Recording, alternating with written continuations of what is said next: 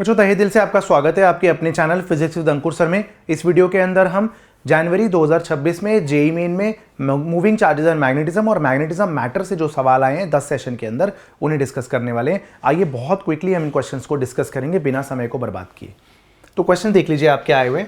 Bar magnet magnetic dipole से एक आया है, मैग्नेटिक प्रॉपर्टीज ऑफ मैटर से एक आया है, force and torque on current carrying conductor से एक आया है, motion of charge particle inside magnetic field से एक आया है, एम्पियर सर्किटल लॉ से एक आया है, बायट-सवार्ट्स लॉ और magnetic field due to current carrying wire से 4 सवाल आए हैं। नीट में भी इस बायट-सवार्ट्स लॉ से काफ़ी सवाल आते हैं। आइए तो यहाँ पर पहला सवाल देखते हैं। लगभग 9 सवाल है शायद, है ना, 2 3 4 5 9 सवाल है। ठीक है बालकों, आइए स्टार्ट करते हैं। पहला सवाल देखिए क्या है बालकों। पहला सवाल ये है कि current carrying solenoid is placed vertically है। आपने करंट कैरिंग सोलेनॉइड को वर्टिकली रख दिया है। ठीक है, हाँ कोई बात नहीं, अच्छी बात है, करंट बना दीजिए आई। ठीक है, and a particle of mass small m and charge q is release from rest. आपने एक पार्टिकल लिया जिसका मास एम है और जिसका चार्ज क्यू से रेस्ट से छोड़ दिया। The particle moves along the axis of the solenoid. ये पार्टिकल सोलेनॉइड के एक्सिस के अलोंग ड्यू टू ग्रेविटी है, तो इस पार्टिकल का एक्सेलरेशन कितना होगा। तो भाई मास की वजह से ग्रेविटी तो आएगा ही आएगा, एक्सेलरेशन टू ग्रेविटी तो ठीक है लगेगा ही लगेगा। इसका मास की वजह से नहीं, एक्सेलरेशन टू ग्रेविटी तो है ही, मतलब, है ना। और सोलेनॉइड के अंदर magnetic field along the axis होती है, तो इस पर मैग्नेटिक फोर्स क्या होगा, q v cross B. Particle की वेलोसिटी और सोलेनॉइड की मैग्नेटिक फील्ड के बीच में 0 डिग्री या फिर 180 डिग्री एंगल होगा, तो इस पार्टिकल पे किसी भी प्रकार का मैग्नेटिक फोर्स एक्ट नहीं कर रहा है। तो एक्चुअली में जो ये गिर रहा है वो ग्रेविटी की वजह से ही गिर रहा है, और ग्रेविटी की वजह से एक्सेलरेशन जी के बराबर ही होता है प्यारे बच्चों। जल्दी लपेटने हैं बाल को सवाल ना, टाइम वेस्ट नहीं करना है हमें बिल्कुल भी। ठीक है, चलिए। Infinitely long straight wire carrying current I is bent in a planar shape as shown in the diagram. The radius of the circular part R है, magnetic field at the center O of the circular loop क्या होगा। ठीक है, तो देख लीजिए I current है, I current है, तो वायर की वजह से, सर्कल की वजह से मैग्नेटिक फील्ड क्या होगी। पहला पार्ट हमने सर्कल ले लिया, दूसरा पार्ट हमने वायर ले लिया, दोनों की वजह से मैग्नेटिक फील्ड इंटेंसिटी का मैग्नीट्यूड लिखूंगा, फिर दोनों की वजह से डायरेक्शन लिखूंगा। तो राइट हैंड की फिंगर्स को कर्ल करिए करंट की डायरेक्शन में, थंब देगा मैग्नेटिक फील्ड सेंटर पे। तो सर्कल के सेंटर पर मैग्नेटिक फील्ड है μ0I/2r। सर्कल के सेंटर में मैग्नेटिक फील्ड है μ0I/2r। ठीक है, और राइट हैंड की फिंगर्स को कर्ल करेंगे करंट की डायरेक्शन में, थंब देगा मैग्नेटिक फील्ड सेंटर पे। तो इनसाइड है -I कैप, डायरेक्शन है -I कैप। और इनफाइनाइट वायर की वजह से इधर मैग्नेटिक फील्ड इनवर्ड है, इधर आउटवर्ड है, तो μ0I/2πr, μ0I/2πr और होगी डायरेक्शन आउटवर्ड्स। ठीक है बच्चों, μ0I/2πr और डायरेक्शन होगी आउटवर्ड्स। आपको पता है ना, राइट हैंड की फिंगर थंब को करंट की डायरेक्शन में रखिए, जिस डायरेक्शन में उंगलियां मुड़ेंगी वो field lines around the wire देगा, इधर से इनवर्ड उधर से आउटवर्ड। अगर आपको इसमें दिक्कत आती तो मैं आपको समझा देता हूँ। किसी भी लूप में अगर करंट क्लॉकवाइज है तो उसके सेंटर पर मैग्नेटिक फील्ड इनवर्ड होती है, क्लॉकवाइज करंट की वजह से सेंटर में मैग्नेटिक फील्ड इनवर्ड होती है। और स्ट्रेट वायर के लिए तो रूल याद रख लीजिए सिन, और स्ट्रेट वायर के लिए रूल याद रख लीजिए रिन। वायर पे भागने लगिए, जो पॉइंट वायर के राइट में आएगा वहाँ इनवर्ड और जो लेफ्ट में आएगा वहाँ आउटवर्ड। बात खत्म हो गई। क्लॉकवाइज करंट की वजह से मैग्नेटिक फील्ड इनवर्ड, अगर करंट के अलोंग भाग रहे हैं तो वायर के राइट में मैग्नेटिक फील्ड इनवर्ड, सिन रिन, खत्म। आज ये नेट मैग्नेटिक फील्ड क्या होगी, अब देखिए। नेट मैग्नेटिक फील्ड होगी आपकी, ये होगी आपकी μ0I/2r -I कैप μ0I/2πr और उसके बाद I कैप। आप कॉमन ले लीजिए यहाँ पर, μ0I/2πr इन्होंने कॉमन लिया हुआ है, तो μ0I/2πr मैंने कॉमन ले लिया। अब क्या बचेगा यहाँ पर, तो यहाँ पर -πI कैप और प्लस फिर से I कैप। सही लग रहा है बच्चों, हाँ, -πI cap plus I cap. तो अगर हमने माइनस भी कॉमन लिया है एक, तो -μ0I/2πr I कैप कॉमन, ठीक है, π-1 -μ0I/2πr π-1 I cap, B option आपका करेक्ट आंसर रहेगा। ठीक है बच्चों, चलिए।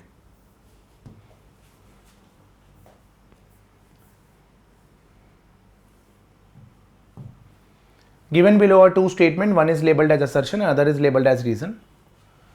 The individual atoms in a ferromagnetic material possess a magnetic dipole moment, सही बात है, and interact with one another in such a way that they spontaneously align themselves forming magnetic domains. बिल्कुल सही है बच्चों, assertion बिल्कुल ट्रू है।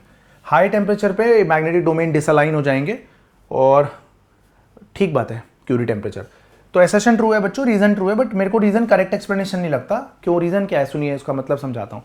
ऊपर बता रहे हैं कि एक फेरोमैग्नेटिक सब्सटेंस के अंदर डोमेन होते हैं, नीचे बता रहे हैं कि हाई टेम्परेचर पर डोमेन टूट जाते हैं, बट रीजन ये तो नहीं बता रहा ना कि ऊपर फेरोमैग्नेटिक सब्सटेंस में डोमेन होते क्यों है। फॉर्मेशन ऑफ डोमेन एक्सप्लेन नहीं कर रहा, वो तो ये बता रहा है कि डोमेन के टोटे टोटे कैसे करते हैं, हीट करके तोड़ते कैसे हैं। ठीक है, तो एसेशन ट्रू है, रीजन ट्रू है, बट एक्सप्लेनेशन तो करेक्ट नहीं मानूंगा मैं। ठीक है, both assertion reason true, but reason is not the correct explanation of assertion. मुझे तो यही लग रहा है, डी ऑप्शन।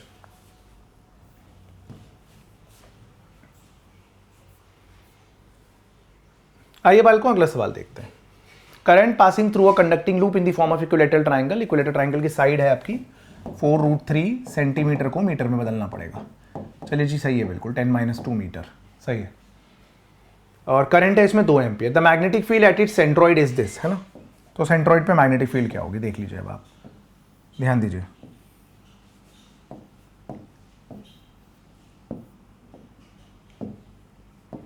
तो आपको मैग्नेटिक फील्ड सेंट्रॉइड पे निकालनी है, ये वो पॉइंट है। ठीक है, आपको magnetic field at its centroid निकालनी है। तो मैं एक बार देख लेता हूँ। तो पहले तो हमें ये डिस्टेंस परपेंडिकुलर डिस्टेंस होता है। मैं आपको ना परपेंडिकुलर डिस्टेंस का डायरेक्ट फॉर्मूला याद दिलवा देता हूँ। तो किसी भी पॉलीगन के लिए ये जो स्मॉल आ रही है इन सर्कल की रेडियस होती है, इन सर्कल। तो इन सर्कल की रेडियस का फॉर्मूला होता है L/2 cot π/n, L/2 cot π/n। तो L/2 cot n है number of sides of polygon, π/3। आप समझ रहे हैं, अगर ये स्क्वायर होता तो L/2 cot π/4, पेंटागन होता तो L/2 cot π/5। आप समझ गए। L/2 cot 60 डिग्री आएगा यहाँ से आपका, cot 60 डिग्री 1/√3 होता है। तो ये आपका परपेंडिकुलर डिस्टेंस L/2√3 आ गया है, L/2√3। अब इसमें क्या करते हैं, अगर करंट एक डायरेक्शन में जा रहा है तो आप मैग्नेटिक फील्ड जो है एक वायर की निकाल के 3 से मल्टीप्लाई कर लीजिएगा। एक वायर की निकाल के 3 से मल्टीप्लाई कर लीजिए। जब एक ही साइंस में करंट जा रहा होता है तो हम मैग्नेटिक फील्ड तीनों की वजह से ऐड कर लेते हैं, क्लॉकवाइज की वजह से magnetic field into the plane होती है। तो एक वायर की निकाल के 3 गुना कर लीजिए। तो डिस्टेंस तो आ रहा है, ये एंगल 60, ये एंगल 60। तो एक वायर के लिए μ0I/4πr sin φ1 प्लस sin φ2 लगाते तो नेट मैग्नेटिक फील्ड एक वायर की 3 गुना हो जाएगी। तो एक वायर की 3 गुना कर ली हमने। ठीक है, अब एक वायर की वजह से क्या होगी, μ0I/4πr sin 60 यानी √3/2 प्लस फिर से sin 60 यानी √3/2। ठीक है बच्चों, अब ये क्या आ जाएगा आपका 3 इंटू μ0 की वैल्यू तो डालनी पड़ेगी नहीं, हाँ डालनी पड़ेगी। μ0 इज 4π इंटू 10⁻⁻7। करंट कितना है भाई लोगों, करंट है 2 एम्पियर अपॉन 4π। आर कितना है, आर है L/2√3। L कितना है 4√3, ये लिख लेता हूँ यहाँ पर 4√3 डिवाइडेड बाय 2√3 10⁻⁻2। तो आ जाएगा 2 इंटू 10⁻⁻2 और √3/2 प्लस √3/2 ऐड किया तो √3 आ गया बच्चों। सही लग रहा है यहाँ तक, ठीक ही लग रहा है अप्रॉक्सीमेटली। हाँ आइए काटा पीटी करते हैं। 4π से 4π उड़ा दीजिए तो ये आ जाएगा आपका 2 से 2 उड़ा दीजिए, 10 की तो 3√3 और इंटू 10⁻⁻5 3√3 आ रहा है मेरे हिसाब से। तो ना बच्चों एक बार कैलकुलेशन आप भी चेक कर लीजिएगा, ए ऑप्शन आ रहा है मेरे हिसाब से। चलिए आइए देखिए अगला सवाल क्या है बालकों। अगला सवाल है आपका कि शॉर्ट बार मैग्नेट है with its axis 30 degree with an external field of 800 Gauss experiences a torque of this much. Torque का फॉर्मूला होता है mb sin थीटा। सही बात है, तो टॉर्क है इसमें 0.016। ठीक है, मैग्नेटिक मोमेंट निकालना पड़ेगा। मैग्नेटिक फील्ड 800 गॉस को 10⁻⁻4 से मल्टीप्लाई करके टेस्ला में चेंज किया, sin थीटा sin 30 1/2 है। ठीक है बच्चों, तो यहाँ पर काटा पीटी करते हैं तो ये 16/1000 आ जाएगा ना। ये आ जाएगा आपका m इंटू 8/100 इंटू 1/2। तो 1 2 कट गया, 1 2 सही है। ये आ गया 4, तो ये भी कट के 4। तो मैग्नेटिक मोमेंट की वैल्यू यहाँ से मेरे हिसाब से 0.4 आ रही है। ठीक है बच्चों, अब कह रहे हैं आपको work done in rotating the dipole बताना है मोस्ट स्टेबल से अनस्टेबल तक, 0 डिग्री से 180 डिग्री लेके जा रहे हैं। तो याद रखिए वर्क डन का फॉर्मूला क्या होता है, θ1 से θ2 तक ले जाने का, mb cos θ1 माइनस cos θ2। तो कैपिटल M क्या है 0.4। मैग्नेटिक फील्ड कितनी है 8 इंटू 10 की पावर -2 टेस्ला, cos 0 1, cos 180 -1। तो ये आ गया आपका 0.4 इंटू 16 इंटू 10 की पावर -2 जूल। बच्चों सॉल्व कर लीजिएगा आप जो भी आ रहा है। कितना 10 की पावर -3 में बोल रहे हैं ना, तो 64 इंटू 10 की पावर -3 जूल आ रहा है बच्चों मेरा। ठीक है, आई होप आप समझ गए। अल्फा वल्फा सब आ जाएगा। चलिए, आसान सवाल आए हैं इस चैप्टर से जेईई मेन में, वो जेईई मेन वाली फीलिंग नहीं आई अभी तक किसी भी क्वेश्चन में। दो आइडेंटिकल सर्कुलर लूप है, पी और क्यू, रेडियस आर है, ठीक है, that they have common axis, ठीक है, current through P and Q are, P में करंट आई है और क्यू में करंट है 4i, ठीक है, ये भी सही है। In clockwise direction as seen from O, तो ओ पॉइंट से देखने पे क्लॉकवाइज है, इसका मतलब ये भी साउथ पोल की तरह बिहेव कर रहा है और ये भी आपका साउथ पोल की तरह बिहेव कर रहा है। ओके, परफेक्ट है। नेट मैग्नेटिक फील्ड ओ पे बतानी है, तो साउथ पोल की वजह से मैग्नेटिक फील्ड टुवर्ड्स होती है, तो इसकी वजह से मैग्नेटिक फील्ड इसके टुवर्ड्स होगी, इसकी वजह से मैग्नेटिक फील्ड इसके टुवर्ड्स होगी, तो नेट मैग्नेटिक फील्ड आपकी B2 - B1 होगी, क्योंकि उसका करंट ज़्यादा है तो उसकी मैग्नेटिक फील्ड ज़्यादा होगी, है ना। तो नेट मैग्नेटिक फील्ड हो जाएगी आपकी B2 - B1, B2 - B1 और टुवर्ड्स Q हो जाएगी। तो चलिए टुवर्ड्स P तो उड़ा ही दीजिए, तो टुवर्ड्स Q हो जाएगी, है ना।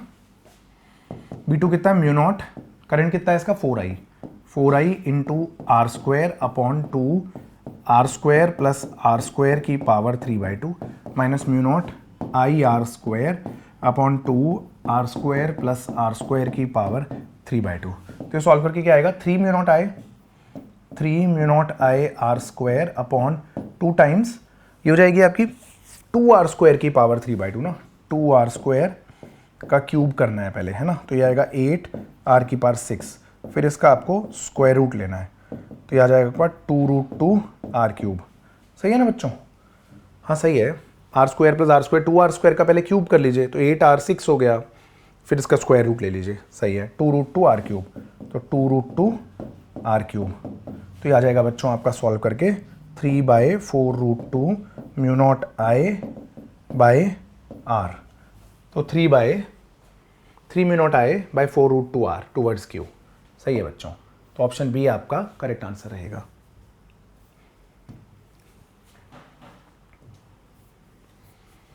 आइए बच्चों अगला सवाल लपेटते हैं। The magnetic field at the centre of circular current carrying loop है 16 micro tesla. Magnetic field at a distance x = √3r from its axis from the centre is. तो ठीक है, सेंटर पे मैग्नेटिक फील्ड क्या होती है पहले ये देख लीजिए, फॉर्मूला ही लगाना है। सेंटर पे मैग्नेटिक फील्ड होती है mu naught I bye 2r, फिलहाल के लिए इसे मैं B0 ही लिख लेता हूँ।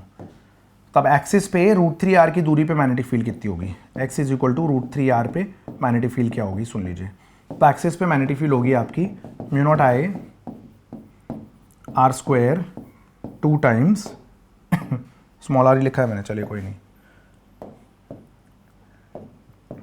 Mu naught I R square upon 2 R square plus x square क्या होगा 3r स्क्वायर की पावर 3/2। सॉल्व करके क्या आएगा, mu naught I R square upon 2 times 4r square का क्यूब कर लीजिए, तो 64r की पावर 6 और फिर पावर 1/2 कर लीजिए, तो हो जाएगा आपका 8r क्यूब।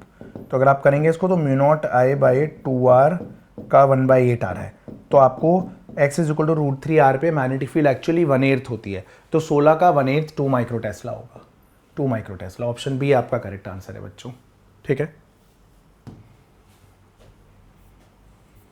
आइए बच्चों अगला सवाल देखते हैं। सवाल क्या है देखिए, 3 लॉन्ग स्ट्रेट वायर हैं, ठीक है, दिख रहे हैं, force experience by 15 centimetre of wire Q. तो पहले तो आप वायर क्यू के पार्ट पे मैग्नेटिक फील्ड निकाल लीजिए, दोनों वायर की वजह से मैग्नेटिक फील्ड के बाद BIL लगा दीजिएगा, ठीक है। तो इस वायर की वजह से magnetic field into the plane, पहले वायर की वजह से मैग्नेटिक फील्ड, इसकी वजह से magnetic field into the plane, और मैग्नेटिक फील्ड होगी क्या, इनटू द प्लेन है, पहले तो यही देखना पड़ेगा।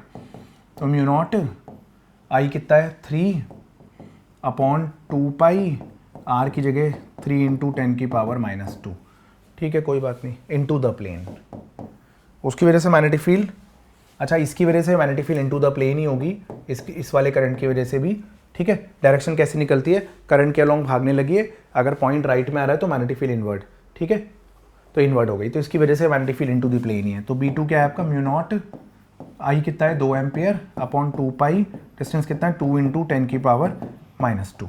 तो नेट मैग्नेटिक फील्ड इसकी वजह से भी इन्वर्ट है, तो दोनों नेट मैग्नेटिक फील्ड तो पहले आप ऐड ही कर लीजिए, तो हो जाएगा आपका म्यू नॉट बाई 2 पाई 10 की पावर 2 प्लस म्यू नॉट, ये 3 से 3 कैंसिल हो रहा है ना, तो म्यू नॉट बाई 2 पाई आएगा। हाँ ठीक बात है, 2 से 2 कैंसिल हो रहा है, तो ये भी वही आ रहा है mu naught by 2 pi into 10 की पावर 2।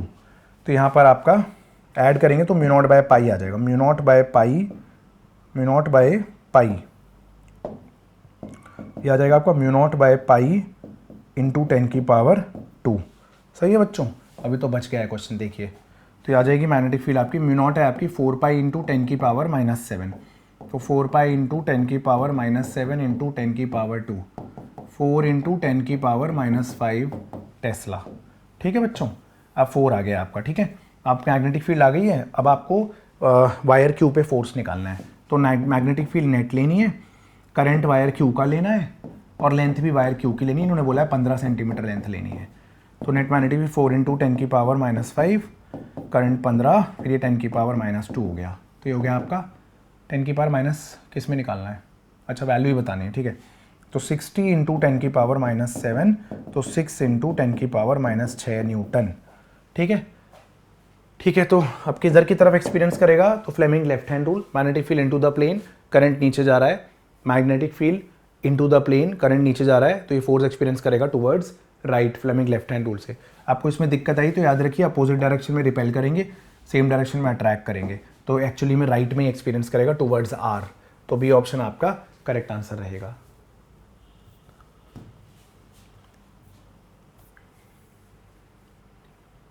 आइए बच्चों देखते हैं सवाल क्या पूछ रहा है। Long cylindrical conductor with large cross section carries an electric current uniformly distributed over it's cross section. ये बच्चों एम्पियर सर्किट लॉ का दुनिया में एकमात्र क्वेश्चन है जो मैंने हर बार देखा है बस पेपरों में, एकमात्र क्वेश्चन है, यही हर बार आता है जेई में, यही हर बार आता है नीट में, एकमात्र क्वेश्चन। सॉलिड सिलेंडर, ठीक है, एनसीईआरटी एग्जाम्पल भी है, बोर्ड में भी अगर आता है तो एम्पियर सर्किट लॉ का यही क्वेश्चन आता है। ठीक है, अब इसकी मैग्नेटिक फील्ड देखनी है, तो उस एक्सिस पे मैग्नेटिक फील्ड 0 होती है बालकों, उसके बाद सरफेस तक मैक्सिमम और फिर 1/r से वेरी करती है। तो बेसिकली मैग्नेटिक फील्ड का ये ग्राफ होता है, आप जानते हैं इसमें, है ना, मैग्नेटिक फील्ड वर्सेस डिस्टेंस का आपका ये ग्राफ होता है इसका, है ना। तो अब ये बोल रहे हैं statements, maximum at either ends of the conductor and minimum at the mid point. Either ends, ends मतलब ये होता है बेसिकली एंड्स, है ना। अच्छा, मैक्सिमम एट द एक्सिस तो बिल्कुल ही गलत है, मिनिमम एट द सरफेस ये भी गलत, सरफेस पे मैक्सिमम होगी, मिनिमम एट द एक्सिस तो ये तो ठीक लग रहा है, मिनिमम एट द एक्सिस तो 0 होती है एक्सिस पे, सेम एट ऑल पॉइंट्स ये तो बिल्कुल गलत है, ई तो बिल्कुल गलत है, तो ए देखना पड़ेगा, maximum at either ends of the conductor and minimum at the mid point. Minimum at the mid point तो फिर भी सही है, मतलब एंड्स का मतलब ये वाला पार्ट नहीं है कर्व्ड सरफेस है, उसे सरफेस बोलते हैं, एंड्स मतलब ये कोने, यहाँ पर, तो यहाँ पर मैक्सिमम नहीं होगी बच्चों, है ना, यहाँ पर मैक्सिमम नहीं होगी एंड्स पे बिल्कुल। ठीक है, तो ये चीज़ मुझे ठीक नहीं लग रही है, बाकी मुझे तो इसमें डी ही ठीक लग रहा है, डी ओनली। ठीक है,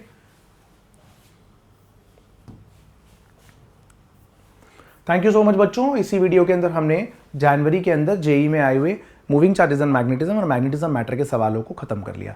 all the very best for your exam.